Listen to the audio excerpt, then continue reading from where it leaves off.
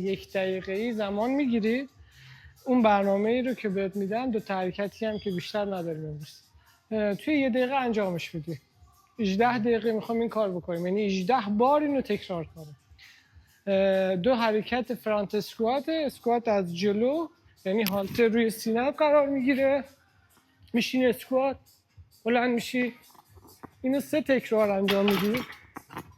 اوکی؟ 3 بار. حرکت دوممون هم ددلیفته.